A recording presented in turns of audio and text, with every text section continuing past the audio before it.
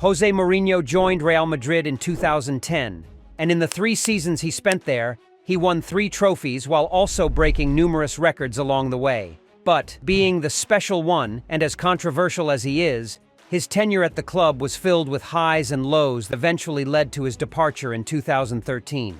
But first, someone might ask, why was he even hired in the first place?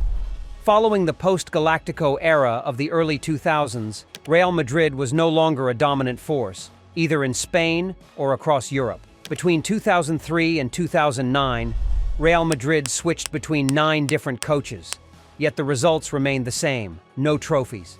The club hadn't advanced past the round of 16 in the Champions League for 6 consecutive seasons, and if you totaled the losses from those exits, you'd get an aggregate score of 18-8. Meanwhile, their arch-rivals, Barcelona, had appointed Pep Guardiola, a tactical mastermind, who swiftly led the club to dominance, winning back-to-back league titles and even achieving a European treble. When Florentino Perez returned as club president, he set out to build another Galactico era, signing stars like Cristiano Ronaldo. But this time, he realized that just signing players wouldn't be enough. He needed a Galactico coach. The special one, with 2 European trebles and a track record of success wherever he went, became an attractive choice.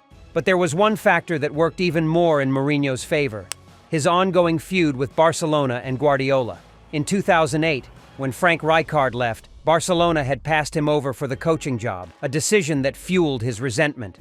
Mourinho got a taste of revenge when he knocked out peak Barcelona in the Champions League with Inter Milan, but he wanted more.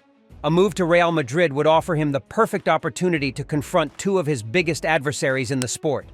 Mourinho's psychological warfare, his hunger for success, and his famous us-against-them mentality made him a compelling prospect in Perez's vision.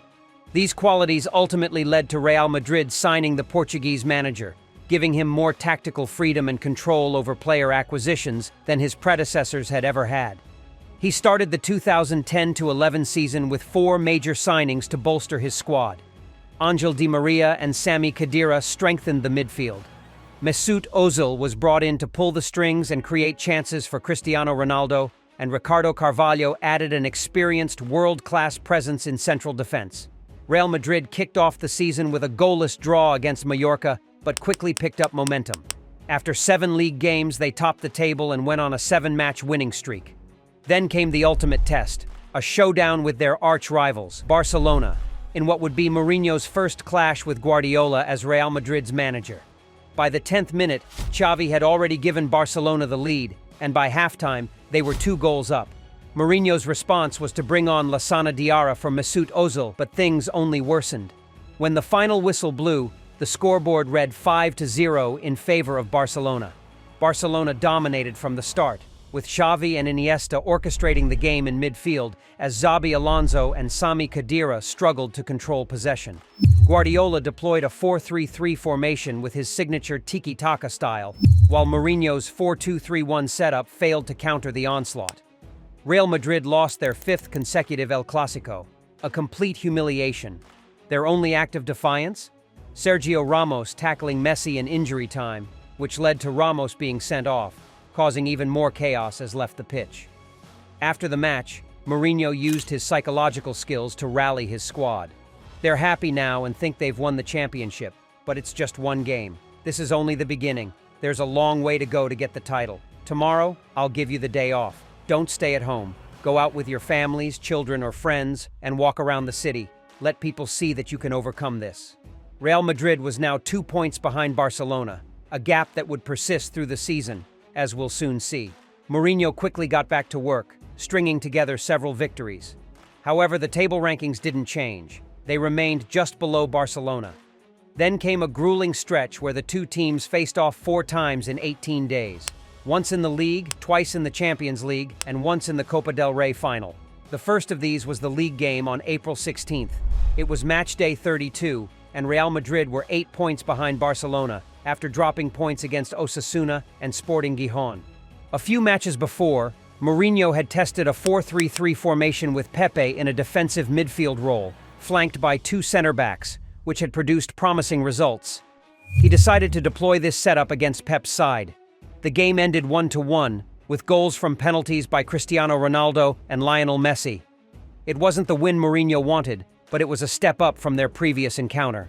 With this new formula showing promise, Mourinho then turned to the Copa del Rey final. This time he used Pepe in midfield specifically to press Barcelona's ball carriers, particularly Xavi.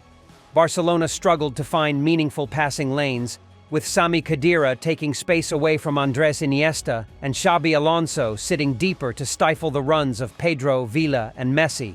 Real Madrid emerged victorious, with Cristiano Ronaldo's extra-time header securing a 1-0 win as Mourinho clinched his first silverware at the club. On the European stage, Mourinho broke Real Madrid's round of 16 curse in the Champions League after 6 seasons of early exits. After defeating Tottenham in the quarter-finals, they were drawn against their arch-rivals, Barcelona, in the semi-finals. Armed with his newfound tactics, Mourinho was prepared to double down, but Real Madrid wasn't ready for what was to come. Just before the first leg, another issue surfaced. Someone had leaked Mourinho's tactics to the press, revealing his plan to start Pepe in midfield. This infuriated Mourinho, who suspected Iker Casillas, especially since Casillas' girlfriend at the time, Sara Carbonero, was a journalist.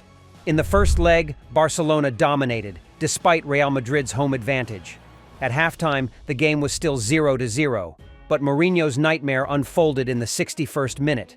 Pepe, crucial to Mourinho's defensive setup, launched a rough tackle on Dani Alves which left him flying in the sky, and as a result, Pepe was sent off, a decision Mourinho later described as Pepe was sent off for doing nothing. Messi then scored twice, his second goal demonstrating the impact of Pepe's absence in the midfield. After the match, Mourinho couldn't hold back, accusing referees and UEFA of always aiding Barcelona's path to the finals. With a 2-0 deficit, Madrid's hopes for a final appearance were slim. A 1-1 draw at Camp Nou sealed Barcelona's spot in the final with a 3-1 aggregate. In La Liga, Real Madrid finished with 92 points, just behind Barcelona's 96, with the Copa del Rey as their only silverware. But for Mourinho, this was just the beginning. He was ready to take on the challenge again in the next season.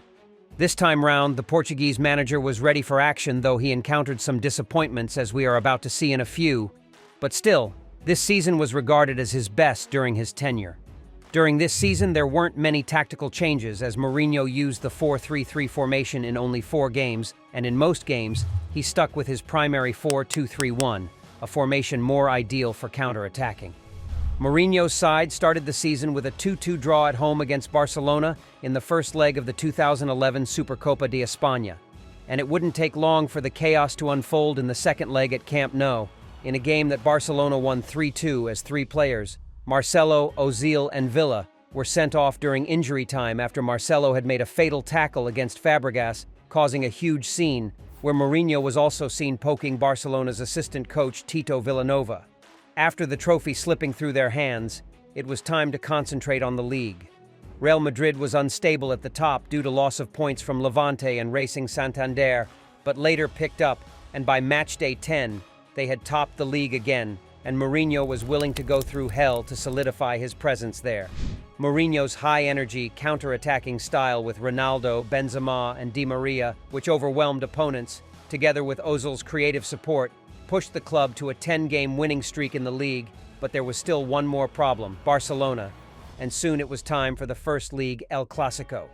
Going into this match, Real Madrid were 6 points clear of Barcelona, who were in second place. Despite Mourinho's side hosting the game and getting an early goal from Benzema, they lost 3-1 to Guardiola's brilliant men, and by the end of the day, Barcelona had reduced the point gap to 3 points. On the other side of Europe, Mourinho's dominance was also being felt in the Champions League as they won all of their 6 group matches. In the league, Mourinho bounced back from the defeat and was winning matches home and away, firmly holding his position at the top. It didn't take long for Mourinho's side to face the Catalans again as they were drawn against each other in the quarter-finals of the Copa del Rey. In the first leg, Mourinho decided to revisit his secondary formation, 4-3-3, and it came at the cost. They lost the first leg 2-1. In the second leg at Camp Nou, Real Madrid dominated the match, managing to come back from a 2-0 deficit at halftime to a 2-2 draw at full time, but that wasn't enough as Barca progressed on aggregate, ending their journey in the tournament. Mourinho having won the tournament in the previous season, his focus wasn't there much, but rather to the prestigious league title and the Champions League. His dominance in both of those leagues gave both the club and the fans hope that they would secure both trophies. But trust me, Real Madrid was not ready for the heartbreak that was yet to happen. Between the 17th and the 25th of April 2012, the club went through an emotional roller coaster, hitting the highs and the deep lows, starting with the 17th as they were drawn against Bayern Munich in the semi-finals of the Champions League, and they lost 2-1 at the Allianz Arena, and it was for the second leg in Spain to decide who proceeds. But first, a clash with Barcelona for the second league El Clásico at Camp Nou. Going into this match, Real Madrid were 4 points clear off Barcelona, who were in second place, and winning this match would push them one step closer to winning the league title. In this meetup, Real Madrid successfully defeated Barcelona 2-1, and Cristiano Ronaldo, after scoring his side's winner, he dropped this iconic calm-down celebration in front of Barca fans. By the end of the day, Real Madrid were 7 points ahead of Barcelona with 3 games to spare, implying that with only one more win, they would seal off the league title. But their joy didn't last for long, as they lost the second leg of their UCL semifinals to Bayern Munich. Real Madrid, having shown some dominance in the El Clásico prior to this second leg, and the fact that they were the ones hosting the match at home, it gave both the club and the fans hope that they may possibly also pull this one off, which made the pain so unbearable. Cristiano Ronaldo was influential in the match, scoring both goals in their 2-1 full-time win, making the game 3-3 on aggregate, extending it to extra time, where the results remained the same, and it was during the penalties where everything changed. It was a heartbreaking moment as all three, Cristiano Ronaldo, Kaká, and Sergio Ramos, failed to convert their penalties, and Mourinho couldn't believe what was happening before his eyes. That night is the only time in my career as a coach that I've cried after a defeat. I remember it well. I pulled up in front of my house, in the car, crying. It was very hard because we were the best that season. But honestly, up until that point, Madrid hadn't faced any big team in the tournament. With Mourinho's hopes in the UCL final crashed, he shifted to the league for some consolation, and all he needed was to win just one more match for him to secure the title. After Mourinho's 3-0 win against Athletic Bilbao, they became league winners with 2 games to spare, and by the time the league was finished, Mourinho had done it. He didn't just end Pep Guardiola's league dominance, but he did it in style with a record-breaking 100 points and a total of 121 league goals. He was the new king of Spain. At this point, you would think Mourinho now had it all set up and it was time for him to start sailing smoothly. Right? Wrong. Moving into his final season at the club, having broken records in the previous, together with his rivals flee from Spain, Mourinho wanted more. But he later realized that it would have been a good idea if he had left earlier.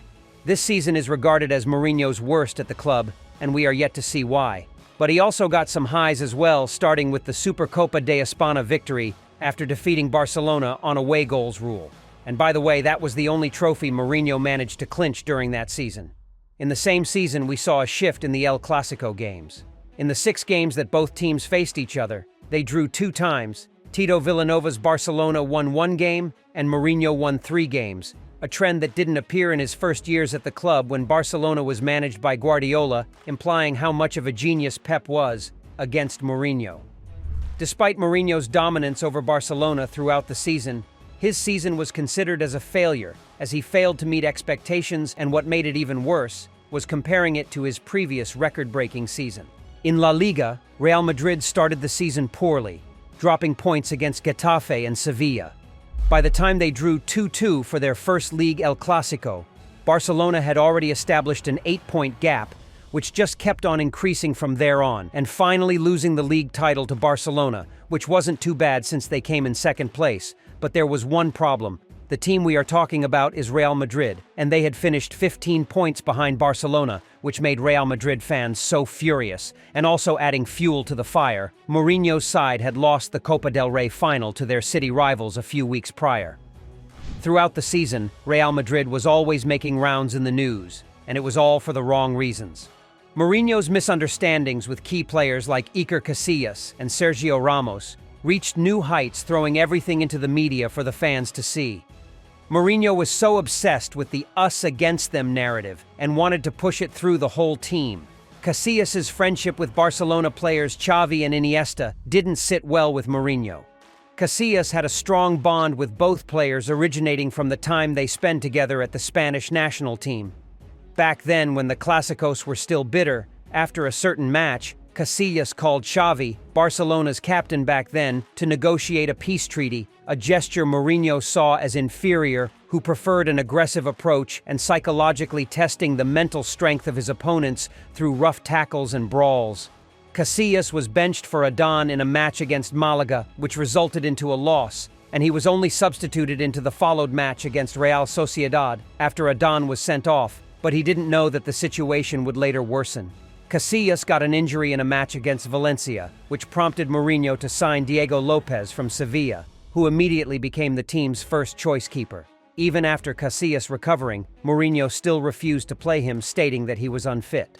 Mourinho later stated that he did a very big mistake not signing Diego Lopez in his first year at the club. Mourinho attributed his unending battles with the Spanish media to Iker Casillas, accusing him of being a mole and his journalist girlfriend for spreading fake news. But then you would think that was it, only Casillas. But there were more players. There was also a time Pepe was unfairly benched for Varane for speaking against Mourinho, as well as more incidents involving feuds with Sergio Ramos, who sometimes questioned his tactics and his overall handling of the team, as Ramos chose to side with Casillas in their wrangles with Mourinho. After Real Madrid ended the 2012-13 season without a major trophy, Florentino Perez and the board decided to part ways with Mourinho by mutual consent. Both parties understood that the environment had become too tense, and Mourinho's presence was creating more division than unity. He was allowed to depart, paving the way for Carlo Ancelotti, a manager with a more player-friendly approach, to step in.